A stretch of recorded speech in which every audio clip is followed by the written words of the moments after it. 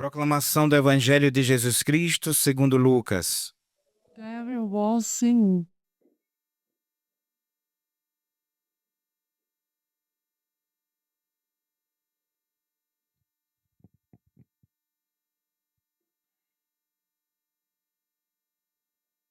Naquele tempo, Jesus estava na margem do lago de Genezaré, e a multidão apertava-se ao seu redor para ouvir a palavra de Deus.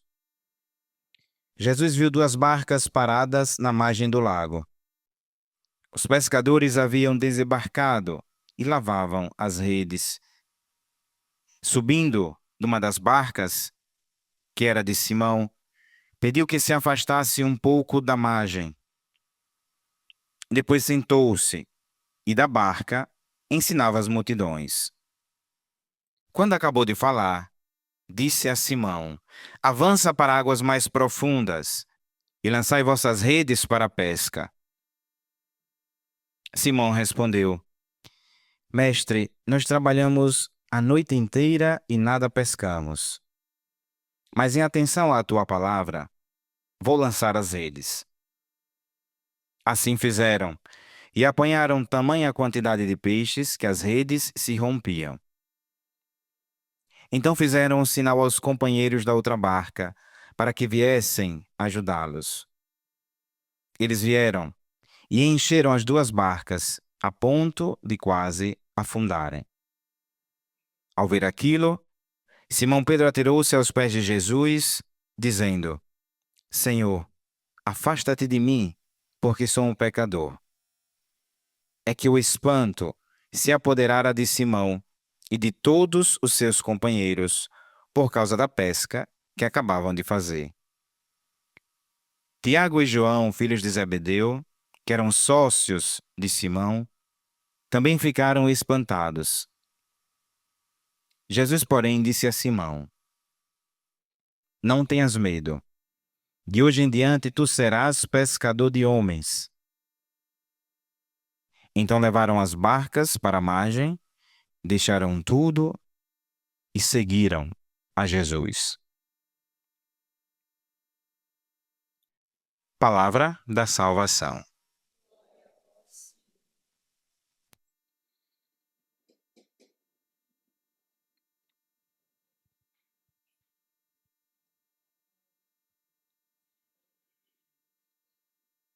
Seja louvado nosso Senhor Jesus Cristo. Neste domingo nós iremos meditar sobre três palavras que aparecem nas leituras: chamado, vocação, graça e palavra. A palavra de Deus.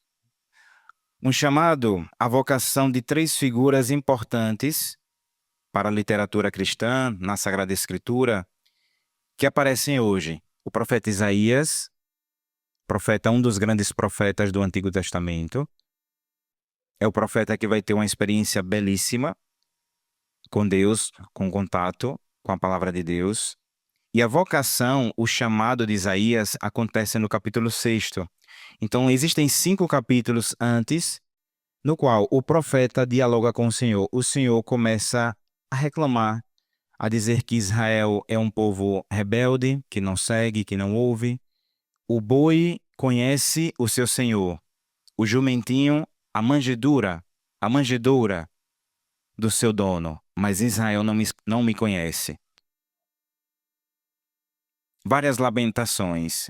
E ao capítulo 6, Isaías tem uma visão, tem algo interior que ele vê do trono de Deus, da graça do Senhor.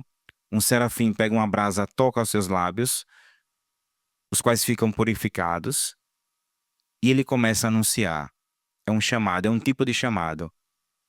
É um chamado que parte sempre da iniciativa de Deus, mas que, antes do anúncio, se requer uma purificação.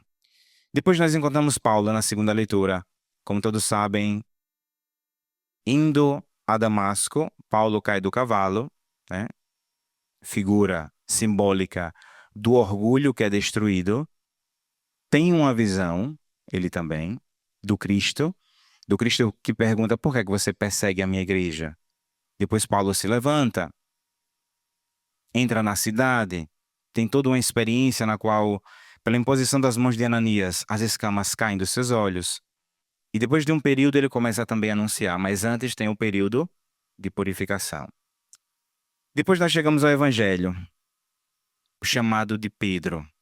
Diferente dos outros sinóticos, Mateus e Marcos, Lucas coloca o chamado de Pedro depois da cura de sua sogra. Marcos e Mateus antecipam. Primeiro tem a vocação, o chamado de Pedro, e depois Jesus realiza algumas curas. Mas por que é que Lucas meio que inverte? E eu pensava assim, o chamado de Pedro já foi amortecido pela cura da sogra, ou seja, Pedro já tinha tido um primeiro momento com o Senhor. Ele já tinha visto a ação de Jesus dentro da sua casa. Depois ele vai ter uma segunda presença, uma segunda participação em algo que Jesus realiza, que é a pesca milagrosa, e ao término da qual Jesus o chama. Eu quero que você se torne pescador de homens. Cada um tem um chamado, e o chamado é sempre diferente. Mas com certeza todos nós temos o chamado para nos tornarmos pescadores de homens. Ou com a oração, ou com o anúncio, ou com o sofrimento oferecido. Jesus nos convida a esse tipo de vocação, de chamado, pescar homens. Porque são os homens que vão para o céu. Porque a importância da criação, o ápice da criação é o homem, no qual Deus coloca a sua imagem e semelhança. Então todos nós. Mas esse chamado, ele só pode acontecer quando nós temos a plena certeza de que a graça de Deus nos sustenta. O Salmo dizia: completai em mim a obra começada, não deixeis inacabada essa obra, fruto das vossas mãos.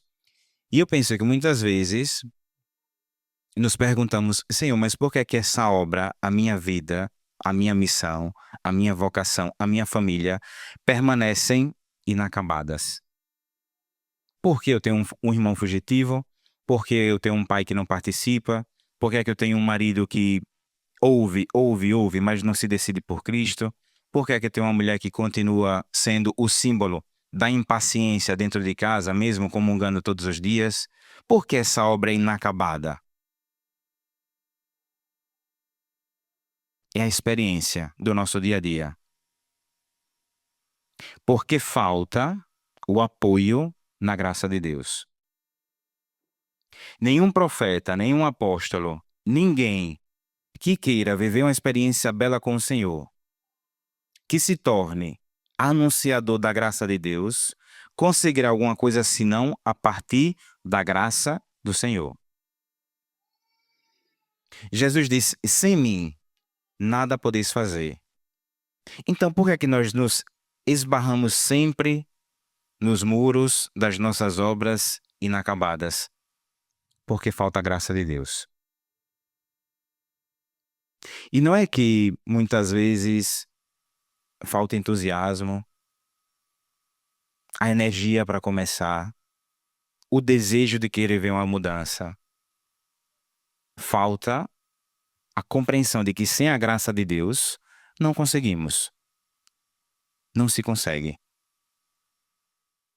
A experiência de Isaías, a experiência de Paulo, de Pedro, ou de qualquer outra pessoa que deseja caminhar com o Senhor. Confiar na graça, viver na graça. Lógico, para confiar na graça, devemos viver na graça. Porque Ele conduz. Sem a graça, não conseguiremos. Padre, o que é que significa viver na graça? Até onde vai essa graça? Até onde a minha liberdade não será quebrada, comprometida?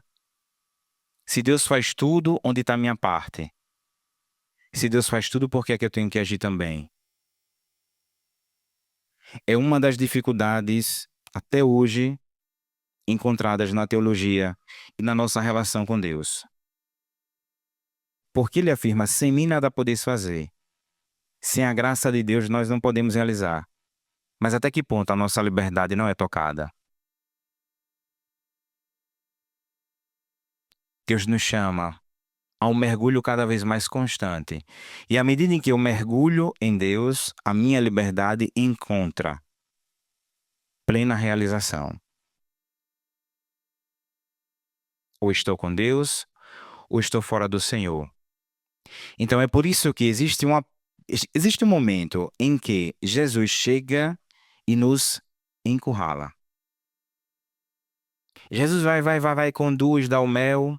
Jesus vai, realiza milagres, curas. Jesus conduz, Jesus está lá, é amigo, é protetor, é escudo. Mas chega um momento em que Jesus encurrala.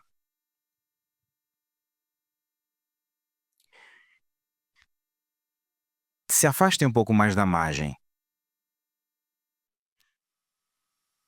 O que é a margem?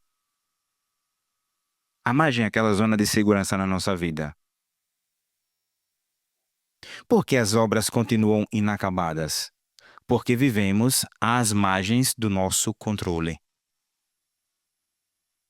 Porque vivemos às margens das nossas realizações.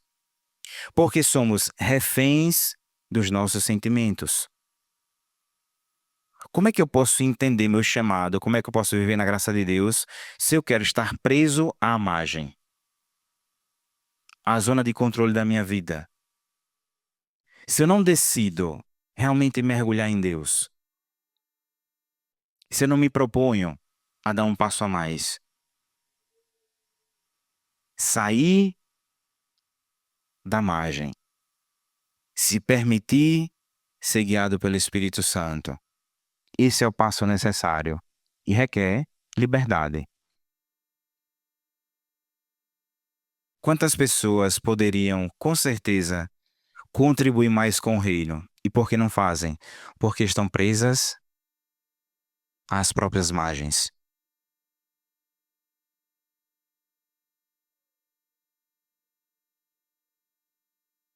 Deus tem um projeto belíssimo, mas não se consegue realizar porque não se há espaço para o Senhor. Exatamente a semelhança daquilo que Deus dizia a Isaías. O boi conhece o seu dono, mas Israel não me reconhece. Conhecemos os donos, o trabalho, nossos investimentos, nossos lucros, nossos projetos, os donos da nossa vida, porque é dono da minha vida aquilo pela qual eu vivo. Se eu vivo por uma coisa, então aquela coisa me está ditando ritmo na minha vida. Eu pertenço, mas eu não reconheço a Deus que deu a vida por mim. Então a terceira palavra de hoje é palavra. Se apoiar na palavra, viver na palavra, seguir a palavra de Deus. A fortaleza da palavra de Deus. Quantas vezes da nossa vida, a semelhança de Davi, devemos dizer: criar em mim um coração que seja puro, criar em mim um coração que seja puro. Dai-me de novo um espírito decidido. A obra inacabada também é fruto de um espírito fraco, de um espírito que não se alimenta, de um espírito que não reza, de um espírito que não medita. Cria em mim um coração que seja puro. Dai-me um espírito decidido para as tuas obras, Senhor. A partir daquele momento, Pedro viveu uma experiência cada vez mais difícil e paradoxal. Jesus vai dizer que quem põe a mão no arado não pode olhar para trás. Você colocou ali, você segue, né? E o que é que Pedro vai descobrir no decorrer do tempo? Que a experiência com Cristo, que a experiência com a palavra, que o chamado conduz necessariamente ao sofrimento e à cruz. Pedro é o exemplo das pessoas que põem a mão no arado, mas vivem sempre martirizados pela dúvida. Porque dá o passo, mas não quer sofrer. Dá o passo, mas não quer ser generoso. Dá o passo, mas não quer seguir um pouco mais adiante. Percebe que a alma está sufocada, mas diz: como é que eu vou encontrar tempo para Deus? No fundo, Pedro representa todos nós.